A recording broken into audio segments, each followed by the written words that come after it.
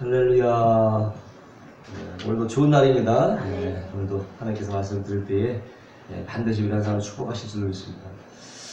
어떻게 태국인 덕원이 얼굴이 좀 닮아가는 것 같아요. 처음에는 구별이 좀 가능했는데 지금 딱 보니까는 점점 비슷해지는 것 같아. 크면 클수록 잘 모르겠어. 이제 구별이 잘 안 가네. 자, 우리 저를 따라하겠습니다. 내 마음을 지키라. 네, 이러한 제목을 가지고 은혜를 나누고 있습니다. 옛말에 유심소작이라는 말이 있습니다. 세상 만사 모든 일이 마음 먹게 달렸다는 그런 말씀인데요. 내 마음이 어두면 세상도 어둡고, 내 마음이 밝으면 세상이 밝고, 그렇죠. 그래서 내 마음 상태에 따라서 얼마든지 기쁘게든 또 괴롭게든 살 수가 있다는 것입니다. 대부분의 사람들이 사고치는 대부분의 사람들 보면 그 마음을 다스리지 못함으로 일어나는 경우가 상당히 많아요. 나중에 물어보면 왜 그렇게 했느냐? 나도 잘 모르겠다고. 자기 마음을 자기가 모른다는 거예요. 이럴 때 사고가 많이 나는 것을 볼 수 있는데, 그래서 사람이요, 자신의 마음을 잘 다스리는 것이 중요하다는 것입니다. 중국의 명나라 유학자였던 왕양명이가 한 번은 산속에 있는 마적들을 다 물리치고 돌아올 때에 많은 사람들이 환영을 받았어요. 그 사람이 많이 나왔을 때에 뭐라고 그들에게 얘기했느냐면 산중 여파적이나 신중 난파적이다, 그런 얘기 있어요. 그게 무슨 얘기냐면 산속의 적은 물리치기 쉽지만 마음에 있는 적은 물리치기 어렵다는 거예요. 그런 말을 했다는 것입니다. 그 마음을 다스리기가 어렵다는 거죠. 그만큼 다윗을 보셔도 문맷돌 하러 거인장에서 골리앗을 때를 입혔지만은 결국 마음을 잡지 못해서 지키지 못함으로 그냥 우리아 아내를 범하는 범죄자가 되고 말았습니다. 한 나라의 영웅에서 범죄자로 전락하고 말았습니다. 마음을 지키지 못해서. 또 삼손 역시도 마찬가지로 나귀턱뼈로 전 블레셋 1000명을 죽였던 그런 용사임에도 불구하고 들릴라의 요임한 자태에 빠져서 마음을 지키지 못함으로 무너지고 말았습니다. 왜 이런 문제가 일어나느냐? 다 마음을 지키지 못해서 일어난 일들이라고 하는 것입니다. 성경을 보니까 지킬 만한 것보다 내 마음을 지켜라. 생명의 근원이 이에서 남이니라, 그렇게 말씀하고 있습니다. 그래서 우리는요, 무엇보다도 성을 지키는 것도 좋지만 여러분의 마음을 지키시기를 주의 이름으로 축원합니다. 생명의 근원이 여기서 난다고 했어요. 마음이 또 하나님이 거하시는 집입니다. 우리의 각자의 마음이 누구요? 하나님이 거하시는 집이요, 하나님이 거하시는 성전이에요. 바로 하나님은 우리 마음속에서 살아계십니다. 아멘? 예, 그렇습니다. 그래서 마음을 잘 지키는 거죠. 첫째, 마음속에 있는 탐욕을 제거하라는 것이에요. 마음의 욕심을 제거해라. 왜? 이것 때문에 마음이 쉼을 얻지 못해요. 이 목심 때문에 마음이 쉼을 얻지 못하고, 사람의 욕심이라는 것이 끝이 없잖아요. 하나가 채워지면 또 하나가 갖고 싶고, 또 그것이 채워지면 또 하나가 갖게 되고 바라게 되고. 요즘 사회에 보면 혼란스러운데 그 욕심이 많은 거예요.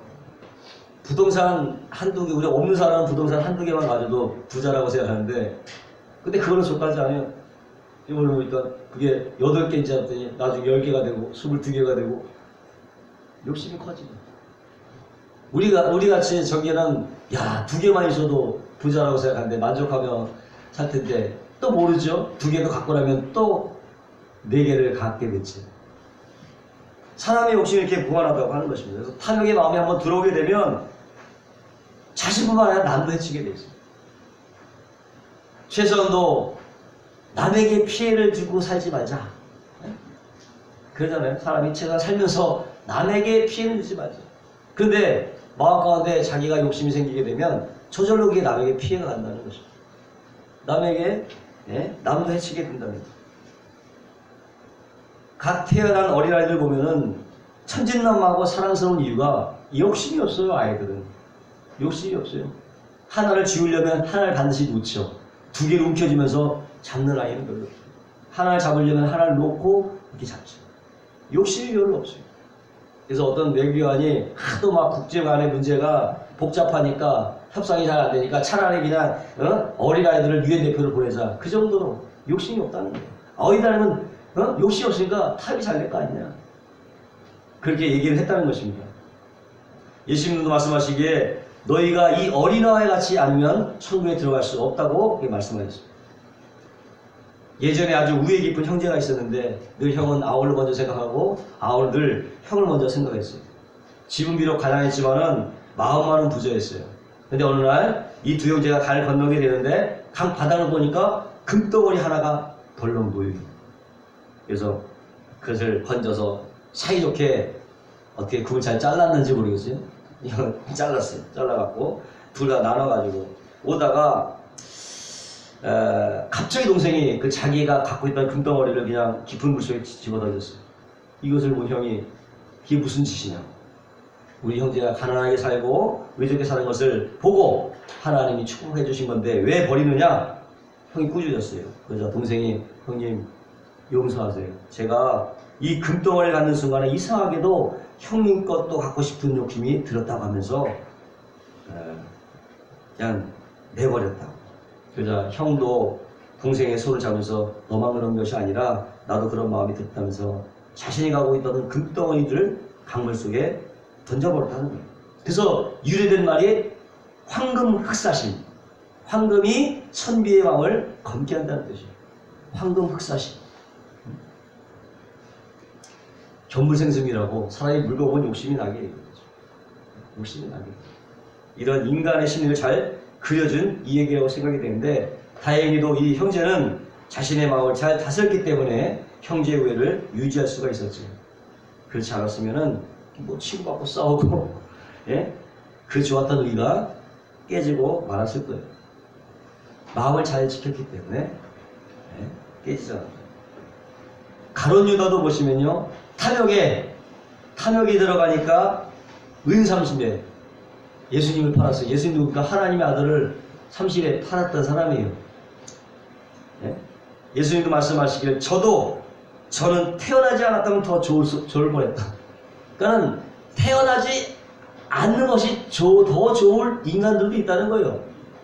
예수님이 보시기에는 야, 저 인간은 정말 태어나지 않았으면 더 좋았을 텐데 이런 인간들이 있다는 거예요. 가룟 유다가 그랬어요. 성경은 뭐라고 말하느냐? 상가 모든 탐심을 버리라고 말하고 있습니다. 그러기 위해서 어떻게? 자족하는 마음이 있어요. 마음에 스스로 만족하는 마음이 있어야 되고 늘 주어진 것에 감사하는 마음이 있어야 될 줄로 믿습니다. 그것이 욕심을 이기고 탐심을 이기는 방법이다. 자족하는 마음과 감사하는 마음. 이것으로 여러분의 탐심을, 마음을 잘 다스리기를 주의 이름으로 축원합니다. 늘 감사합니다. 늘 자족하고 이 정도로 됐지 뭐. 이런 것들이 좋죠. 욕심은 끝이 없잖아요. 그래도 그나마 다행이지. 자족하는 마음 아니겠어요? 그래도 감사해. 이 정도까지 해주시 감사하지 뭐. 그런 마음이죠. 그런 것으로 자신의 마음을 이겨낼 수가 있다는 것입니다. 또 불순한 마음을 제거해야 된다는 거예요. 우리 마음 가운데 가만히 놔두면요. 이 마음이 자꾸 불순해져요. 노력하지 않으면 그냥 불순해지는 거예요. 집안도 청소하지 않아봐요. 늘 먼지가 쌓이게 되는 거예요. 가만히 놔두는데 저절로 깨끗해지지 않습니다. 모든 만물이 그렇고 인간사도 마찬가지예요. 엔트로 법칙, 질서에서 무질서로 향하게 되어 있는 거예요. 가만히 놔둬도 우주는 무질서에 가는 거예요. 엔트로피 법칙이 다 적용이 되는 건데 인간 세계도 적용이 됩니다. 그렇게 천진난만했던 아이들도요 자라면서 어떻게 마음이 점점 순결하지 못하고 불순해져 가는 거예요. 누가 가르쳐주지 않아도 거짓말들을 하게 되고 분명히 자기가 한 것이 뻔히 아는데도 안 하겠다고 막 우기고 이런 일들을 하게 되죠. 변명을 늘 얻는 거죠.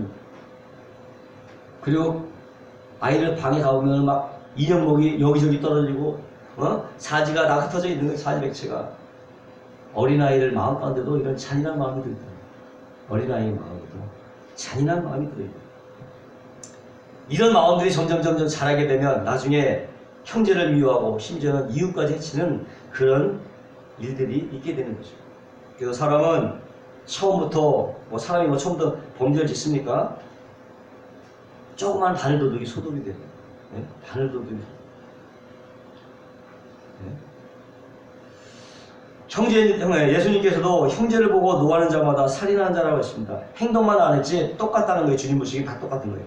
노하는 거와 살인하는 건 똑같다. 주님 보시기에는. 그래서 여러분 자신의 마음을 잘 살펴야 될 줄로 믿습니다. 내 안에 분노의 마음은 없는지 또 남을 미워하고 증오하는 마음은 없는지 늘 살펴야 될 줄로 믿습니다. 제가 예전에 기도원에서 오살리게 되어 사역을 하면서 많은 사람들의 상담도 좀 맡아봤었는데 한 번은 미국에서 신학 공부를 했던 한 아이들과 어머니가 이렇게 상담을 받겠다고 들어오시는 거예요. 그 아들을 보니까 한 나이가 한 30세 정도 돼 보여. 근데 엄마 손을 꼭 그 나이에 엄마 손을 꼭 잡고 다니는 거야. 좀 이상하다. 그 나이는 엄마 손을 이렇게 붙들고 다닐까 했더니 약간 좀 말하는 게 좀 어눌하고 지적으로 약간 그 정신적으로 좀 눌린 것 같기도 하고 지적인 장애가 약간 있어 보이긴 해요. 아무튼 같이 가는데 말을 들어봤으니 말을 보니까 미국에서 공부할 때에 미국 아이들에게 왕따를 많이 당했대요. 그렇게 왕따를 많이 당해갖고 그것이 큰 상처가 돼서 매사에 자신감이 없는 거예요. 매사에 자신감이 없고 정신적으로 자기가 이렇게 되었다는 것입니다. 거기다가 어머니에게도 받은 상처가 있는 거예요. 그러나 외지에서 객지생활 하다 보니까 돈을 벌어야죠. 어머니는. 그래서 밖에 제대로 그 어린 시절에 그 아이를 제대로 봐주지 못하고 매사에 애가 안 돼. 이렇게만 아이들을 교육한 거예요. 당신 예? 그것이 그에게 아들에게 스트레스가 되고 장애가 되었다는 것입니다. 사정을 듣고 나서 보니까 그러면 이제 어머니가 이 시간에 그간에 아들에게 그가 잘못한 것을 용서를 빌고 아들에서 사랑하는 마음을 가지고 좀 축사기도를 하시라고. 그래서 어머니가 저희 말 듣고 그 아들의 어깨에다가 딱 잡고 축사기도 했어요. 예수 이름으로 용하노니 내 사랑한 아들에서 떠나갈지어다. 떠나갈지어다. 이렇게 계속 외치니까 갑자기 평안하고 있었던 그 수진한 아이들의 얼굴이 완전히 귀신 얼굴로 바뀌는 거예요. 얼굴이 점점점 변하는 거야. 나 그 축사기도 하니까 얘가 막 그냥 얼굴이 막 열이 막 나고 막 그 귀신이 막 드러나는 것 같은 그런 느낌으로 두 주먹을 막 거머쥐고 입술을 부르르 떨면서 마치 당장 그 어머니를 때릴 듯한 기세로 때리진 않았지. 순진하니까 때리진 않는데 때릴 듯한 기세로 그 속에 막 분노가 일어나. 귀신의 정체가 있어요. 그러면서 그냥 때리지 못하고 어머니를 막 때리지 못하고 잠자네 잠자네. 그러니까 너무나 웃기는 일이 벌어진 거예요.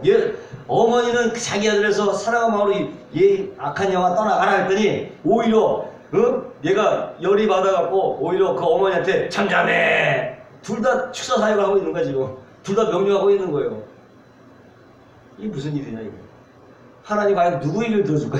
이거 누구 얘기를 들어줘야 돼 이거를. 응? 오히려 축사를 하는 거예요. 아들이. 기가 막힌 노릇이죠. 제가 기도할 때는 아무런 반응이 일어나지 않았어요. 근데 어머니가 기도하니까는 그게 점점 수면 위로 올라. 그동안에는 감정이 북받쳐 올라. 그래서 다시 내가 어머니 아들한테 같이 간절히 기도해주고 하나님께서 어머니께 능력을 주시니까 돌아가셔서 계속 아들로 계속 기도하라고. 그리고 돌려보낸 적이 있어요. 순수하고 정말 착한 청년이었지만 그 속에 뭐예요? 어머니에 대한 분노, 증오, 미움, 살기들이 잠재되어 있어요. 그런 마음속에 누가 역사해요? 귀신이 역사하는 거예요. 악한 영들이 그런 걸 통해서 역사하는 거예요. 잡고 있는 거예요. 그 인격을 잡고 있는 거예요. 그래서 그렇게 저와 여러분 역시도 이와 같은 죄성이 잠재되어질 수가 충분히 있죠. 우리도 그런 죄성이 잠재되어 있어요.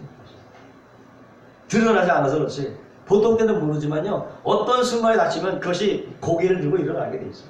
죄성이 고개를 들고 일어나고 우리의 분노의 감정이 고개를 이루고 드러나고 평상시에는 평안하지 아무것도 없는 것 같지. 그러나 흔들어 보면 다 드러나게 됩니다. 일시적인 분노도 그렇고 자살 충동이라는 것도 그렇고 어떤 사람이요 죽을 때에 어떤 모습하고 죽을까 궁금해서 오히려 살인을 했다는 거야. 참 이런 기가 막힌 어떤 모습으로 죽을까 그래갖고 살인을 저질렀어. 야 옛날에 그 무슨 그 지금 생각하는데 옛날에 그 유인촌인가 유인촌이라고 이거 탤런트 있잖아요. 조경환하고 유인촌이가 나와서 어떤 그 화가의 그 세계를 그렸는데 그 조경환 그 탤런트는 모르면 아주 그림이 아주 적극적이고 아주 그냥 강한 그런 이미지야. 근데 유인촌은 오히려 내성적이고 소심하고 그러면서 작품을 하나 딱 그렸는데 맨 마지막 그 유인촌이 그린 작품이 히트를 친 것 같은데 그게 뭐 어떤 내용이냐면 여자가 그 낭떠러지에서 그 떨어지는 그 모습을 그리는 장면이에요. 근데 그 끝장면이 어떻게 되냐면 실제로 그런 일을 하고 그 유인천 작가가 그거 실제 그 감정을 느끼려고 실제로 그런 상황을 만드는 거예요. 실제로 그 벼랑 끝에 만든 그 모습을 그리는 거예요. 야, 그러면서 야, 이거는 뭐 소리 끼치는 그런 장면을 보긴 했었는데 그렇게 어떤 모습을 약간 정신 그러면서도 이제 예술적인 가치는 충분한 거죠. 그때 상상을 생생하게 그려냈으니까는 예술적의 작품은 가치는 생생하지만 그런 것 때문에 그런 일을 했다고 하는 것입니다. 정신이 이상하지 아니에요? 한마디로 좋은 예술적 가치를 남기긴 했지만 그 본인은 정신이 이상하죠. 그걸 보고자 이렇게 불순한 마음이 불순한 생각을 낳고 그 불순한 생각이 불순종한 행동을 낳게 되고 엄청난 죄를 저지르게 만든다고 하는 것입니다. 지킬 만한 것보다 우리는요, 여러분, 마음을 지켜야 될 줄로 믿습니다. 마음을 지키는 거예요. 네? 어떻게? 예수님의 보혈로 늘 씻고 예수님의 이름으로 악한 생각을 떠나 갈지어다. 대적을 하셔야 돼요. 그러면서 지킬 수가 있는 거예요. 나서 예수 이름으로 나에게 불순한 생각까지 원수막이야. 묶임받고 떠나 갈지어다. 그래서 기독교 가정은 대적할 수 있어요. 정체를 알고 대적을 하면 물러간다고 했거든. 세상 사람들은 그걸 잘 몰라. 근데 믿는 사람은 방법을 알아. 마음을 지키는 방법 알아요. 나의 마음을 풀쓰게는 원수 귀신아. 정확하게 그 정체를 말하고 떠나갈지어다. 예수님으로. 우리 대응 방법이 있어요. 네? 네. 이 예수님의 이름 상에서 늘 대항하시기를 주님의 이름으로 축원합니다. 대항해야 되는 거예요. 세 번째는 시기의 마음을 제 마음속에서 제거합니다. 마음에 늘 시기와 질투의 마음이 있잖아요. 사람을 자꾸 불행하게 만드는 것 가운데 시기하는 마음이에요. 조선 왕조 500년 역사를 딱 보면요, 온통 시기와 질투와 음모와 배반의 역사로 얼룩져 있어요. 여기저기 닭파 싸움을 하게 되고 파가 갈라지고 그것이 오늘날까지도 역시 영향을 주고 있습니다.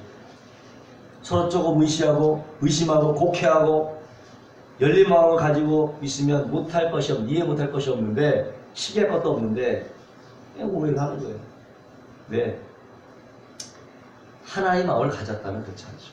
하나의 마음을 갖는다면 절대로 비방 헐뜯거나 질투하지 않습니다. 왜냐? 하나님은 사랑이시다. 아멘? 사랑의 마음이 있는 사이에 어떻게 질투를 하겠어요? 그렇지 못한 거죠.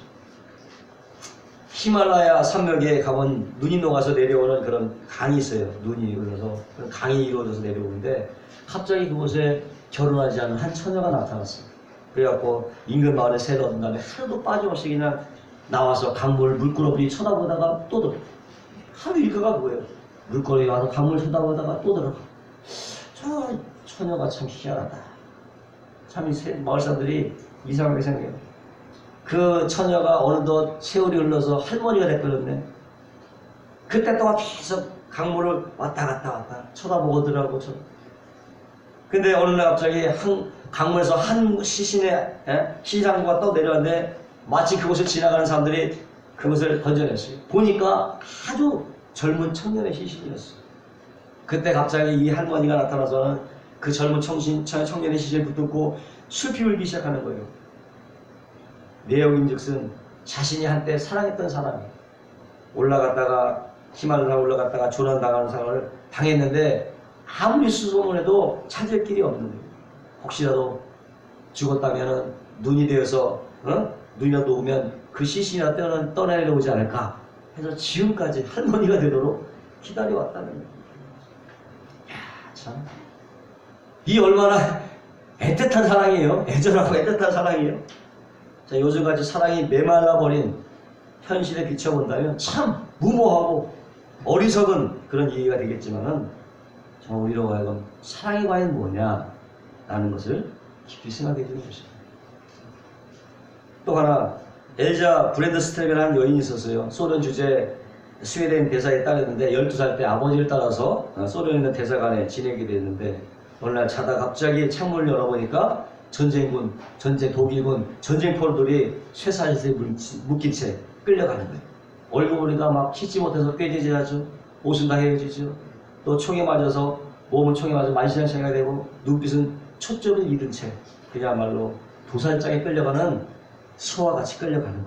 그것을 보는 순간 자신이 얼마나 사치스럽고 호화로운 인생을 살았는가 부끄러워 견딜 수가 없는 거예요. 그 인생을 비해볼 때 그때부터 간혼이 되기 시작해서 시베리아 수용소에 포로들을 돌보기 시작했습니다. 굶주린 사람들을 먹이고 목마른 자에게 마시게 하고 헐벗은 사리에 옷을 입히고 병든 자들을 정성껏 돌봐줬어요. 때로는 간수들의 그 야만적인 행포와 무자비한 처사에 대해 대항하기도 하고 정복 당국자의 부당함에 대해서도 부단히 싸웠어요. 또 워낙 추운 겨울이기다 추위와 싸워야 됐고 심한 굶주림과 목마름과 헐벗음으로 가진 고생을 하고 더러운 질병과도 싸워야 했습니다. 그리고 나서 2차 세계대전이 끝난 후에 전쟁으로 인하여 버려진 고아들을 위해서 자신의 전 인생을 바쳤어요. 그녀가 가는 곳마다 절망은 희망으로, 슬픔은 기쁨으로, 죽음은 생명으로 변화되는 역사가 일어났습니다. 지금도 그녀는 많은 전쟁 포로들에게 시베리아 천사로, 전쟁 고아들에게는 태양같이 빛나는 존재로 기억이 되고 있다는 거예요. 지금까지. 어떻게 가냘픈 여자의 몸으로 이 모든 일이 가능했겠느냐. 예? 고린도전서 13장 4절에 사랑은 오래 참고 온유하며 투기하는 자가 되지 아니하며 자랑하지 않으며 교만하지 않으며 무례히 행치 아니하며 자기의 유익을 묻지 아니하며 손내지 않으며 악한 것을 생각하지 않으며 불의를 기뻐하지 않으며 진리와 함께 기뻐하고 모든 것을 참으며 모든 것을 바라며 모든 것을 견딥니다. 바로 사랑의 위력이라는 것이, 이것이 사랑의 위력이에요. 사랑의 위력. 할렐루야. 하나님은 사랑이십니다. 사랑. 더 충격적인 것은 이 여자는 예수를 믿지 않은 사람이라는 거예요. 이게 더 충격적인, 예수 믿는 사람이 아닌 이 사람은. 네? 그런데 이걸 했다고. 비록 하나님을 알지 못하고 하나님의 이름조차 부르지 않았던 사람이지만 그 속에 뭐가 있어요? 하나님의 핵심 본질인 사랑이 있었다. 네? 과연 우리는 뭐가 중요해요? 믿지 않은 사람이었지만 그 속에는 하나님의 사랑이 있었다. 하나님의 사랑이 있었다면 그가 과연 하나님을 믿지 않았다고 얘기할 수 있을까요? 하나님 곧 사랑인데 그렇게 얘기할 수가 없는 거예요. 비록 하나님이라는 아버지라고 부르지 않았지만 그 속에는 하나님이 계셨던 거예요. 아멘? 하나님이 계셨던 거예요. 이 두 가지에게는 그것이 에로스가 되었던 아가페가 되었던 우리 간에 사랑이 무엇인가에 대해서 생각하게 되고 과연 사랑의 힘이 얼마나 위대한가를 또한 우리에게 말해주고 있는 것입니다. 이 사랑이 시기의 마음을 이겨낼 수 있는 거예요. 미움의 마음을 이겨낼 수 있는 거예요. 이 사랑의 마음이 있다면, 이 사랑을 마음에 품고 있다면 정말 용서 못할 것이 어디 있겠습니까? 무엇이든 받아주지 못하겠습니까? 그럼 오늘 여러분 하나님의 사랑을 마음에 품으시기를 주의 이름으로 축원합니다. 그 사람 마음가운데 뭐가 들어있느냐, 그 내용물이 중요한 거예요. 내용물이 중요한 거죠. 마음을 지켜야 됩니다. 무릇 지킬 만한 것보다 내 마음을 지켜라. 생명의 근원이 이에서 납니다. 백두산 천지가 두만강에 발원지인 것처럼 모든 것에 발원지는 바로 우리들의 마음이라는 거예요. 이것이 바로 출발점이요, 바로 시작점이라고 합니다. 우리의 성공과 실패 역시도 마음에서 출발하는 것이고요. 저주와 축복 역시도 우리 마음에서 시작이 되는 것입니다. 왜? 모든 것의 생명의 근원이 우리 마음이기 때문에. 그래서 우리는 마음을 지켜야 됩니다. 그럴 때 어떤 정신을 반대 정신, 반대되는 정신이 살아야 되고요. 욕심 대신에 어떤 마음? 자족하는 마음.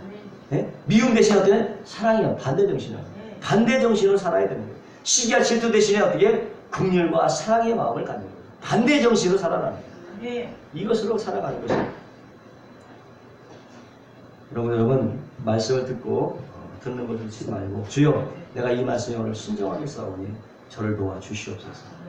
제 마음을 성령으로 변화시켜 주시옵시고 정말 즉각 순종의 축복을 받아서 끝까지 명으로 정말 30배, 60배 이렇게 1000배, 100만 배, 1000만 배로 결실을 맺으시는 저와 여러분 되시기를 주의 이름으로 축원합니다. 기도하겠습니다. 거룩하시고 영화로우시는 감사합니다. 물 지킬 만한 것보다 우리 마음을 더 잘 지키게 도와주옵시고 하나님의 말씀을 듣고 순종함으로 30배, 100배, 1000만 배의 복을 받게 하여 주옵시고 우리 모두를 성령으로 충만하게 하여 주시옵소서. 감사하며 예수님의 이름으로 축복하고 기도합니다.